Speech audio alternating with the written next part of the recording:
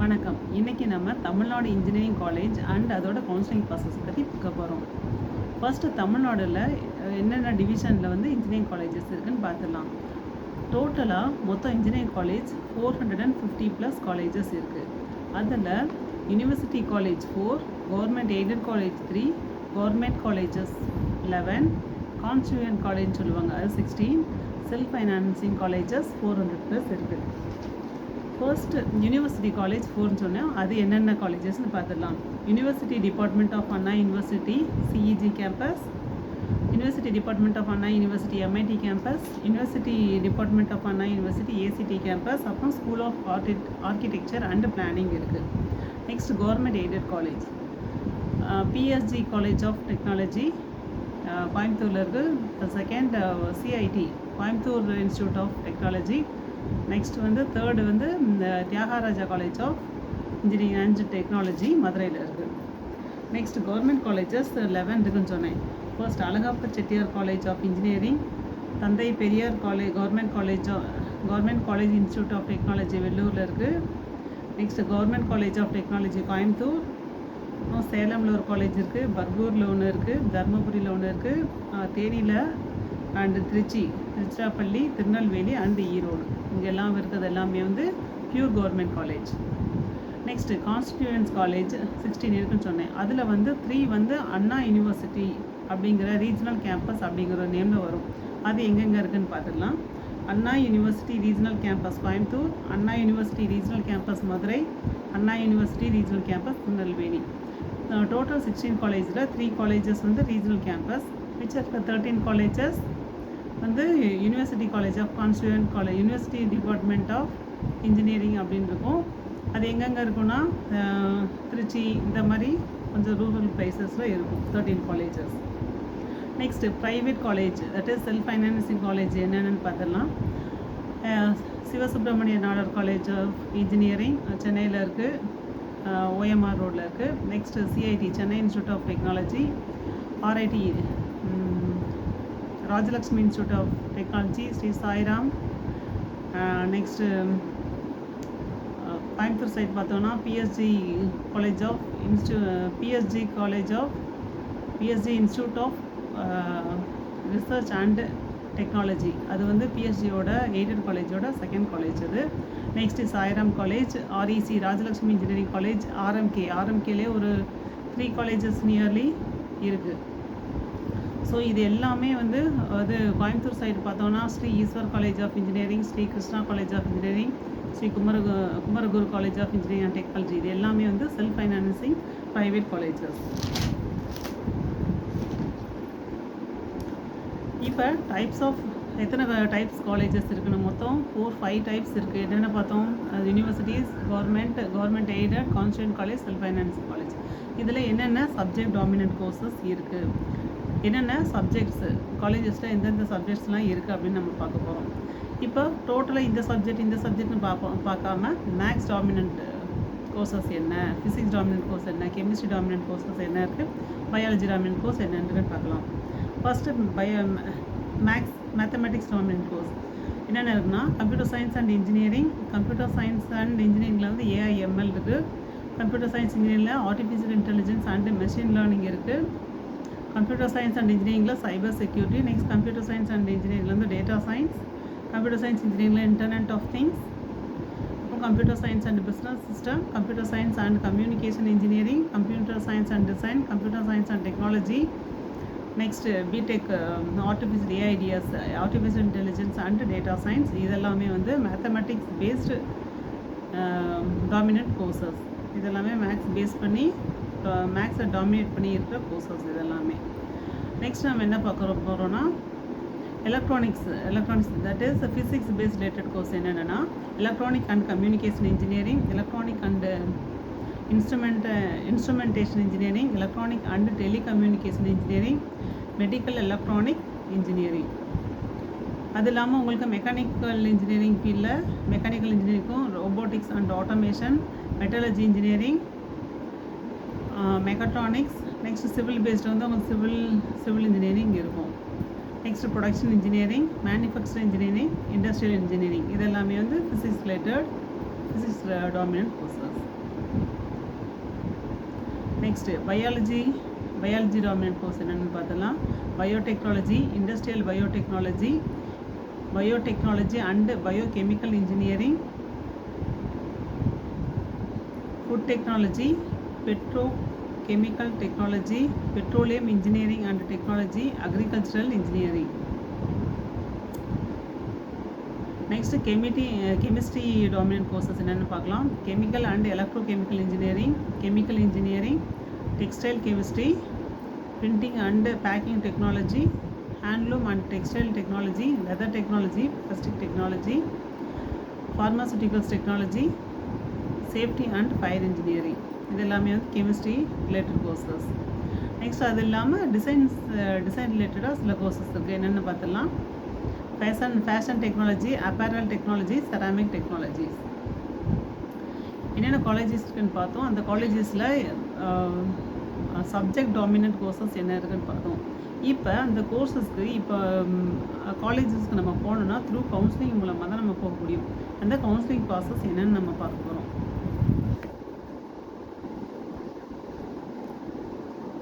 First நம்ம கவுன்சிலிங்க்கு apply பண்ணணுன்னா இது இன்ஜினியரிங் காலேஜுக்கு போனோன்னா கவுன்சிலிங் மூலமாக தான் நம்ம போக முடியும். ஸோ கவுன்சிலிங்கோட ஷெட்யூல் என்னன்னு பார்த்தலாம். ஃபர்ஸ்ட் கவுன்சிலிங்க்கு கால்ஃபார் பண்ணி உங்களுக்கு கவுன்சிலிங் ஸ்டார்ட் ஆகுதான். ஃபர்ஸ்ட்டு வந்து 2 டைப் ஆஃப் கவுன்சிலிங் நடக்கும். ஃபர்ஸ்ட்டு வந்து 7.5 ரிசர்வேஷன் ஸ்டூடெண்ட்ஸுக்கு நடக்கும். ஃபஸ்ட்டு ஸ்டார்ட் பண்ணும்போது 7.5 ரிசர்வேஷன் யாருக்குன்னா 6th-லேருந்து 12th முடியும் கவர்மெண்ட் ஸ்கூலில் படித்த ஸ்டூடெண்ட்ஸுக்கு இருக்கிற ஒரு கோட்டா தான் 7.5 ரிசர்வேஷன் அவங்களுக்கு நடக்கும். நெக்ஸ்ட்டு ஜென்ரல் கவுன்சிலிங்கில் யாருக்கு நடக்கும்னா அகாடமிக் லைனில் வந்து ஸ்போர்ட்ஸில் வந்து ஸ்போர்ட்ஸ் கோட்டாக்கு நடக்கும். எக்ஸ் சர்வீஸ் மேன் கோட்டா அவங்களுக்கு நடக்கும். நெக்ஸ்ட் ஒகேஷ்னல் ஸ்ட்ரீமில் படிச்சிருப்பாங்களா அவங்களுக்கும் கவுன்சிலிங் ஸ்டார்டிங்கில் வந்து ஃபஸ்ட் கவுன்சிலிங் அவங்களுக்கு நடக்கும். இது எல்லாமே உங்களுக்கு வந்து ஆஃப்லைன் கவுன்சிலிங் தான் நடக்கும். நெக்ஸ்ட்டு அடுத்து வந்து ஜென்ரல் கவுன்சிலிங் ஸ்டார்ட் பண்ணிடுவாங்க.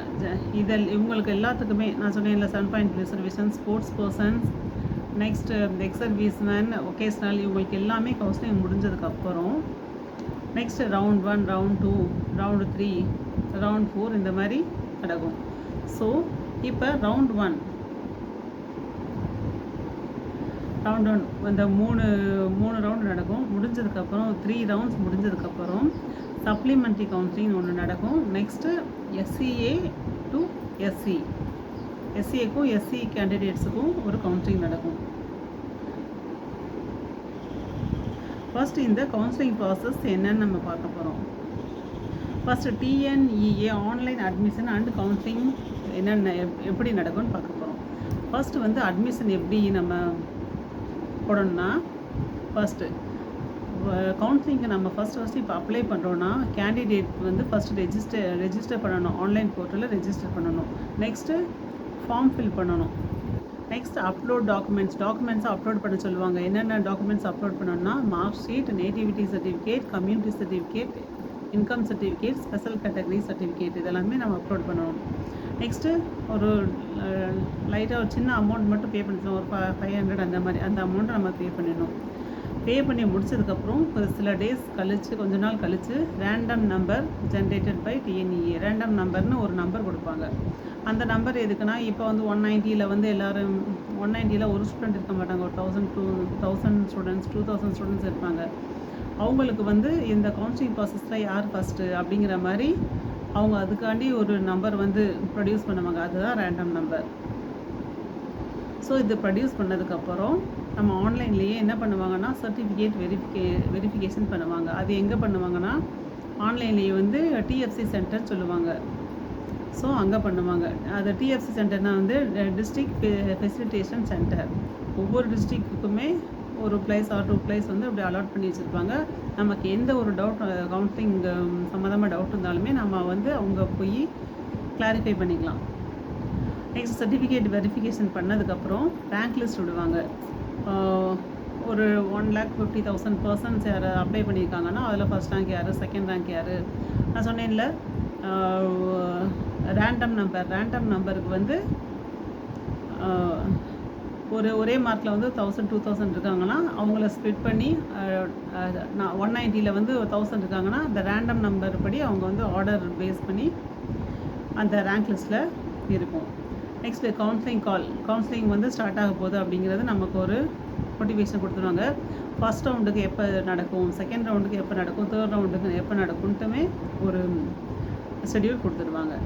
ஸோ அதில் வந்து ஃபர்ஸ்ட் ரவுண்ட் ஸ்டூடெண்ட்ஸ் வந்து அதிகமாக மார்க் வாங்கினவங்க அது எவ்வளோ கட் ஆஃப்லேருந்து இது முடிக்க ஃபஸ்ட் ரவுண்ட் கூப்பிடுவாங்க நான் பின்னாடி சொல்கிறேன். ஃபஸ்ட் இப்போ ப்ராசஸ் மட்டும் தெரிஞ்சுக்கோங்க. ஆன்லைனில் கவுன்சிலிங் வந்து என்ன பண்ணுவாங்கன்னா ஃபர்ஸ்ட்டு வந்து ஃபார் எக்ஸாம்பிள் ஒரு ஜென்ரலாக சொல்கிறேனே நான் இப்போ 180லேருந்து 200 முடிக்க கூப்பிட்ருக்காங்கன்னா ஃபர்ஸ்ட்டில் அவங்களுக்கு வந்து போர்ட்டல் ஓப்பன் ஆகிடும்.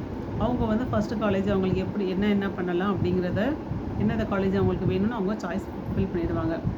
ஃபில் பண்ணதுக்கப்புறம் லாக் பண்ணிடணும். ஒரு 2 days 3 days டைம் கொடுப்பாங்க. முடித்தோடனே நம்ம லாக் பண்ணிவிடுவாங்க.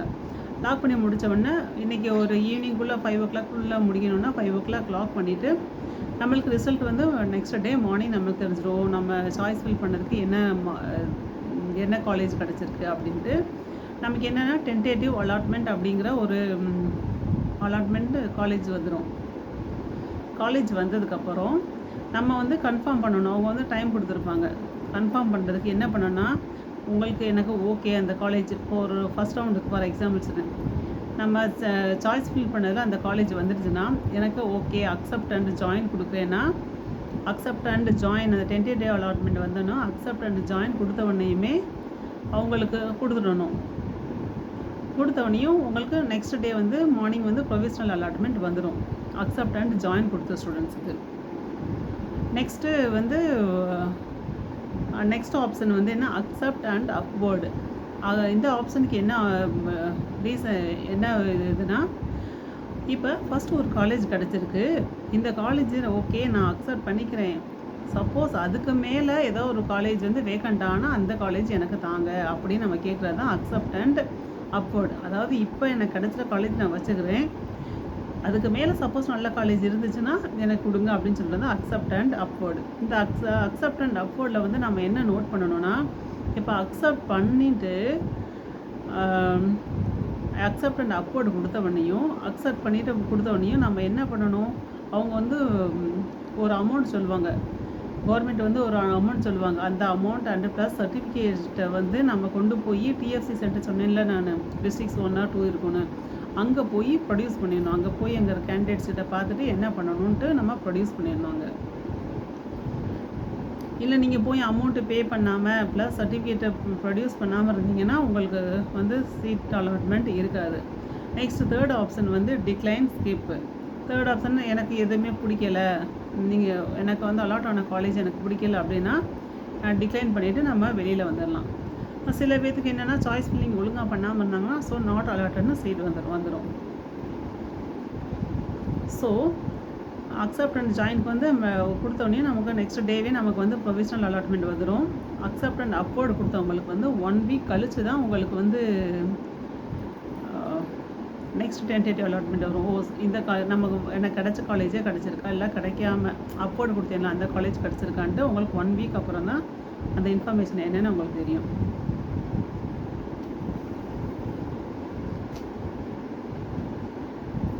நெக்ஸ்ட்டு இந்த ரவுண்ட் 1 ரவுண்ட் 2 ரவுண்ட் 3 இதுக்கு வந்து யார் எலிஜிபிள்னு பார்க்குறோம். Who is eligible for round 1 round 2 and round 3.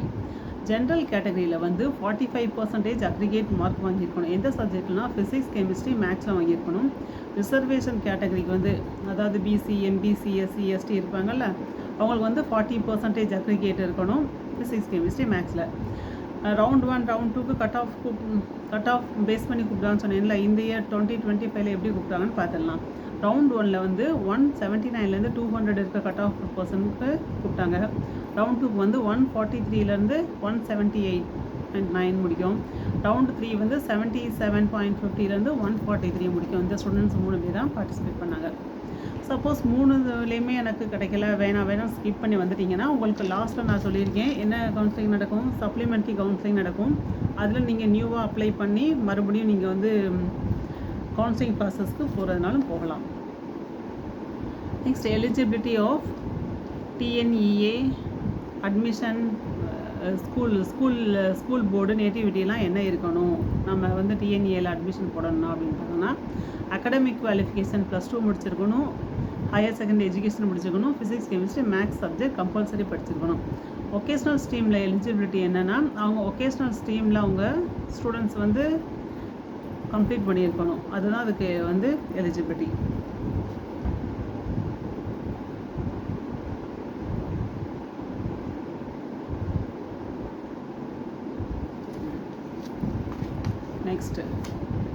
Next வந்து இப்போ நம்ம காலேஜுக்கு வந்து என்னென்ன அட்மிஷன் ப்ராசஸ்க்கு வந்து நமக்கு என்னென்ன டாக்குமெண்ட்ஸ் வேணும், அப்ளிகேஷன் போடும்போது என்னென்ன டாக்குமெண்ட்ஸ் வேணும்னு சொல்லியிருந்தேன்ல, அது என்னென்ன வேணும்னு பார்த்துடலாம். அகாடமிக்ஸ் ரிலேட்டடாக வந்து கிளாஸ் 10th மார்க் ஷீட் வேணும், +1 அண்ட் +2 மார்க் ஷீட் வேணும், ட்ரான்ஸ்ஃபர் சர்டிஃபிகேட் வேணும்.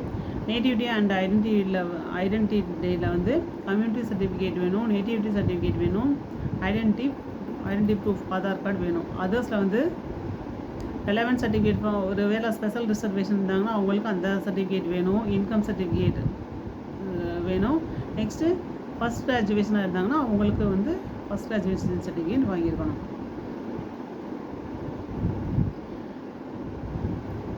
மெயினாக மேண்டேட்ரி சர்டிஃபிகேட்லாம் என்னென்னு பார்த்தீங்கன்னா class 10th mark sheet, higher secondary mark sheet, transfer certificate, permanent community certificate, இது எல்லாமே உங்களுக்கு வந்து மேண்டேட்ரி. கண்டிஷனல் டாக்குமெண்ட் என்னென்னா suppose nativity certificate, first graduation certificate. Suppose first graduation சர்டிஃபிகேட்னா என்னென்னா இப்போ நம்மளோட ஃபேமிலியில் வந்து இப்போ நம்ம தான் ஃபர்ஸ்ட் கிராஜுவேட் ஆக போகிறோம், பேரண்ட்ஸ் யாருமே டிகிரி ஹோல்டர் இல்லை, நம்ம தான் ஃபர்ஸ்ட்டு. சப்போஸ் நம்ம பிரதர்ஸ் சிஸ்டர்ஸ் யார் அவங்க கூட யாராவது ஒரு ஆள் டிகிரி ஹோல்டராக இருந்தாங்கன்னா கூட we are not eligible for that. So நம்ம வந்து ஃபஸ்ட்டு ஒரு டிகிரி நம்ம படிக்க போகிறோன்னா ஸோ நம்ம வந்து ஃபஸ்ட் கிராஜுவேஷன் சர்டிஃபிகேட்டை வாங்கி வச்சுருந்தோம்னா நமக்கு ஃபீஸ் கன்செஷன் இருக்குது.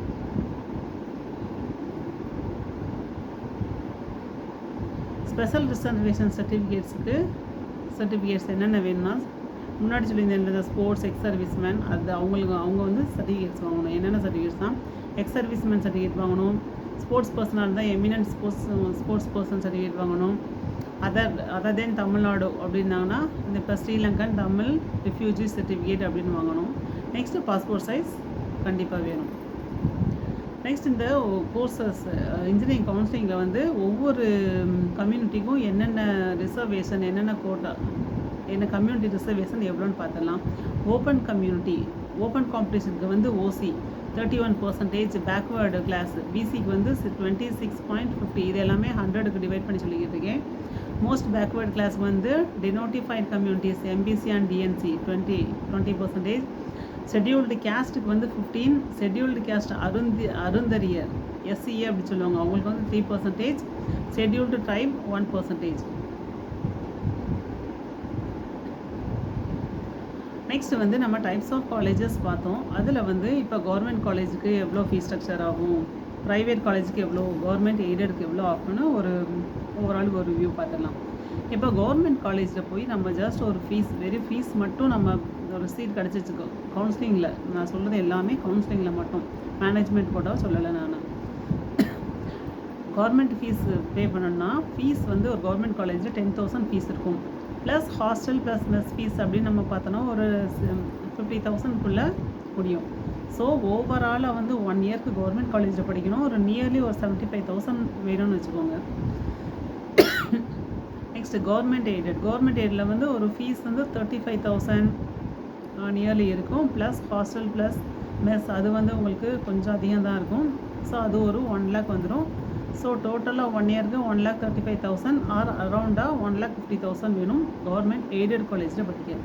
நெக்ஸ்ட் ப்ரைவேட் இன்ஸ்டியூஷனில் வந்து இந்த காலேஜ் எல்லா காலேஜுக்கும் சேம் ஃபீஸ் அப்படின்னு நம்ம சொல்ல முடியாது. ஒவ்வொரு காலேஜுக்கும் அவங்களோட இன்ஸ்டியூஷன் ரெப்யூட்டட் இன்ஸ்டியூட்டாக இருந்தால் அதுக்குன்னு ஒரு அமௌண்ட் இருக்கும். ஸோ இப்போ சில காலேஜஸ் என்ன பண்ணுவாங்க, ஃபீஸ் மட்டும் டியூஷன் ஃபீஸ், இது காலேஜ் ஃபீஸ் மட்டும் 1,10,000 சில காலேஜ் ஒரு காலேஜஸ் வந்து 1,25,000 அப்படி வாங்குவாங்க. சிலர் வந்து 2 lakh வாங்குவாங்க, சிலர் 1,50,000. நான் சொல்கிறது காலேஜ் ஃபீஸ் மட்டும் வாங்குவாங்க. Plus hostel and mess fees nearly 1 lakh ஆர் to 5 lakh நீங்கள் வச்சுக்கோங்க. ஸோ நியர்லி வந்து சில காலேஜஸில் வந்து 2 lakhல நம்மளுக்கு முடியும். ப்ரைவேட் காலேஜஸ் வச்சுக்கேன். சில காலேஜஸ் வந்து 2,50,000 ஆகும். சில காலேஜஸில் வந்து 1 year படிக்க 3 lakhs ஆகும். இதுதான் whole engineering colleges plus admission counselling admission ப்ராசஸோட overall view. Thank you so much.